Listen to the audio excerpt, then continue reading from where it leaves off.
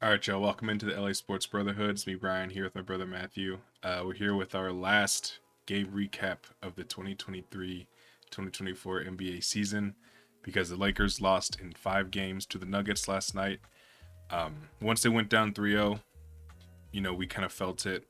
I mean, it's basically destined to happen at that point. But still, after game 4, there was some hope, and they were fighting. They really did fight, but it was too little, too late is essentially what it boils down to. Matt, how you doing today? Yeah, tough loss yesterday. Maybe, it's good we didn't record yesterday because I was just kind of speechless. Very, very heartbreaking series. One of the worst in my career as a fan of all four of my sports teams. But yeah, it's like you kick yourself over game two, of course. That was horrendous, but I really thought like we could and you could say should be up 3-2, but it's shoulda, coulda, woulda. So I'm gonna jump into my points about game five, excuse me. I'm gonna jump right to the fourth quarter because we've seen the first half 5 straight games. We were winning at half yet again. We were outplaying them. LeBron, AD were dominant. Of course, you knew that was gonna happen. But of course, what's also happened every single game, we lost the third quarter. But I'm gonna jump in the fourth quarter because that's where the games are won. That's when the games are lost. And I have 3 points that I'm gonna try not to get frustrated when talking about this. The first one's gonna be the execution down the stretch. And this is something that wasn't even bad. Like we tied the fourth quarter. It was 27-27. But the Nuggets, every single possession is a good possession where Murray and Jokic touch the ball and they get a good shot.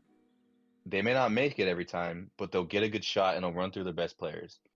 We sort of did that. We scored a lot. D'Lo was scoring, Reeves, LeBron. We were getting good looks, but there's 2 to 3 possessions where off off of a successful challenge and a timeout, LeBron dribbled for 10 seconds, faked to take either Porter or Gordon, I forgot who it was. Didn't even try and immediately passed it out to Rui, I believe. It was either Rui or Reeves. And there was a three. Off of a freaking timeout in crunch time. That's unacceptable. And there was about 2 to 3 other possessions. And those matter. Those possessions where it's a bad shot, those matter. Where it doesn't run through LeBron AD, where it's not a pick and roll, where it's not something that has been working the last 5 years where they've been together. And even if it's just 1 or 2 possessions, the Nuggets don't have those possessions. And so that's the biggest thing we've talked about it all series. The second thing, I touched on it. The Denver always has a good possessions. They may not make the shot. Well, even when they miss, they'll get a freaking offensive rebound. And it happened time and time again. Screw second chance points. How many times have they made a three off of offense rebounds? Just a three, and that killed us. That killed us in the fourth quarter yet again. We couldn't box out, and the Nuggets smartly would bring 80 out to the perimeter because when he's not there, you can get whatever the hell you want on the boards because no one's big enough, no one's gonna box out. So that's the second thing. Third thing is really brief. Make a goddamn free throw. We missed.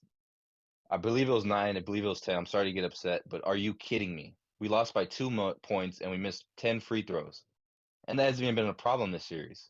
Reeves missed 2. Dinwiddie missed 2. If you just make one of them, it's tied, and it's unbelievable. That's more of just like a game thing. I think overall, in terms of like this roster, the the fourth quarter execution is a real thing. The rebounding is a real thing. Free throws is just come on, man. But yeah, sorry to get upset. This has been a very frustrating series. No, it's all right. It's definitely how I felt. Full disclosure, I was in class. I had an online class while this was happening, so I was in and out. I watched most of the first half, and then I saw Spencer Dinwiddie open up the fourth quarter in the game, and I didn't turn it off, but I clicked over the screen and I checked in.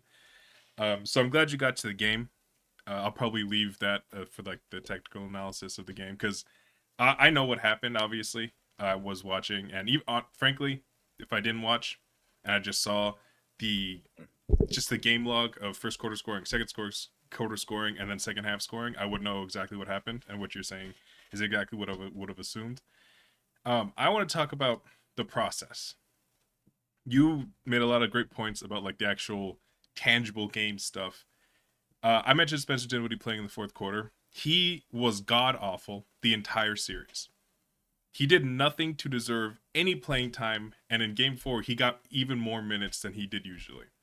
That's one. Two, 9-man rotation in two do or die games. It barely worked in game four because AD had like 30-20 or 20-20, and LeBron had a triple double, and D'Lo remembered how to play basketball.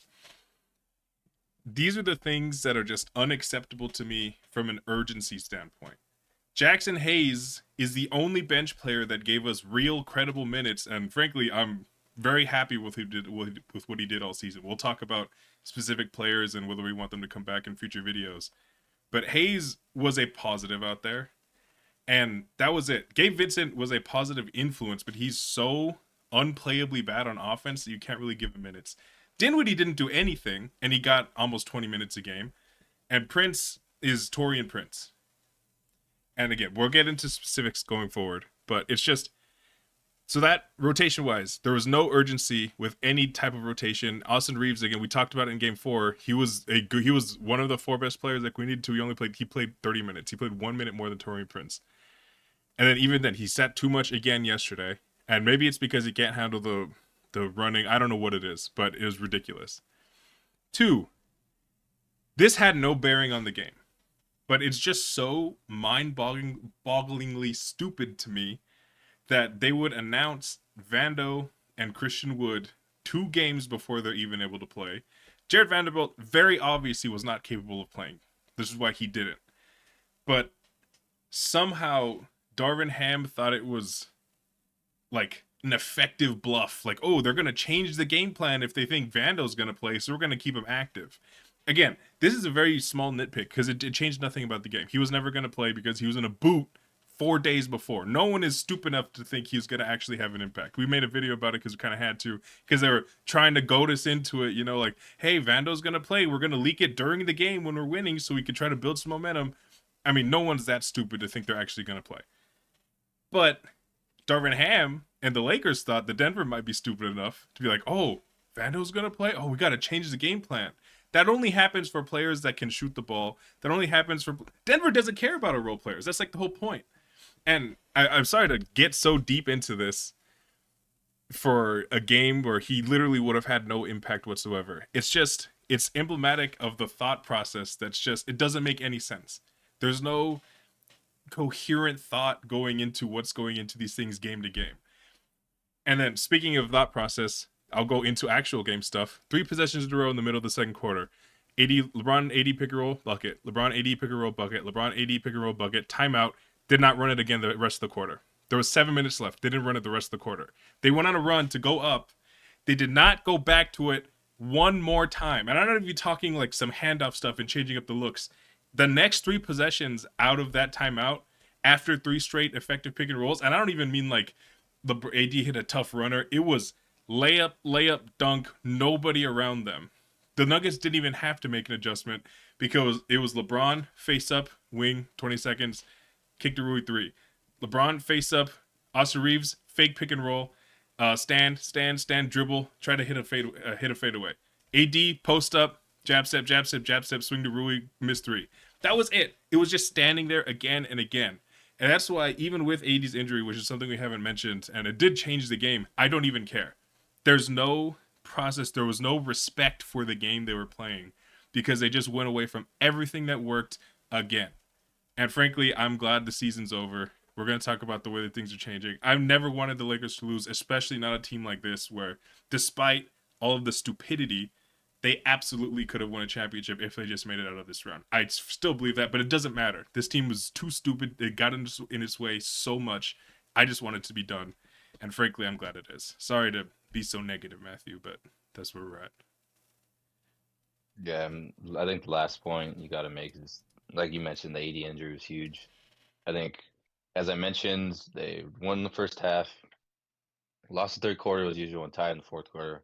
Well, a big part of losing that third quarter was the AD injury because, as you know, the Nuggets always make a run on us in the third, and that was pretty much the main factor in it for those like non-LeBron minutes. It's just the offense wasn't the same, and D'Lo and Reeves couldn't, run it and take control. It was just bad offense for like 3 to 4 minutes, and we blew the lead. And then we came back in the fourth, but it wasn't enough. So yeah, that same third quarter, we're not gonna sit here and be like, oh, if AD didn't get hurt, well, we would have won the championship. It's like no, we still put ourselves in that hole.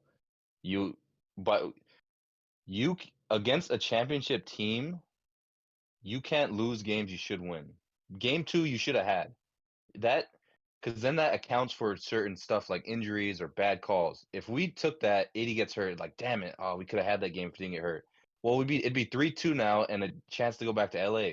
But no, we blew a game we should have had. So that's that. We don't deserve that. We deserve what happened to us because of that pathetic performance in game two. Yeah. So it like bad luck is gonna happen, injuries gonna happen, but you can't blame stuff on it when you don't get control of the games you should have had. Yeah, I hate so much that AD's injury was in the last game, because not only for him is it going to be, oh, he got injured again, whatever, and it's always ridiculous, but two, because I mean, we'll talk about this in our next video. There's potential that it makes them be like, oh, if it weren't injured, it would have happened. I don't think that's going to be the case. Mm.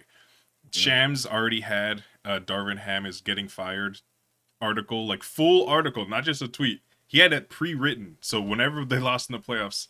Anyway, we'll get into that later. But yeah, it lets some Laker fans be like, oh, we could have had, oh, this if this wouldn't have happened. No, because you know why? You mentioned game two. Game five was just game two. It didn't. AD could Yep. have scored. But, I mean, it ended the same way. Jamal Murray hit a mid-range jump shot to or not jump shot, but it was like a runner in the lane to end the game. We lost by 2 points. It was the exact same game. AD could have had no arms and he could have been in a wheelchair, and the game would have ended by them losing by 2 points because they just did the same thing, exactly the same. And I do agree that AD's just been different. So maybe it could have been like a game five or game four thing where it's just straight they just took over the game. Nothing about the way they played after the Nuggets run, that of course was always going to come. They just reverted back to every before game four. It was just the exact same game. So yeah, I'm glad you mentioned the AD injury. I didn't want to be flippant about it. It sucks. I hate it so much. AD is my favorite Laker of all time after Kobe era, obviously. So I mean, I love him. He's a guy that, I mean, we saw how much heart he has for this team.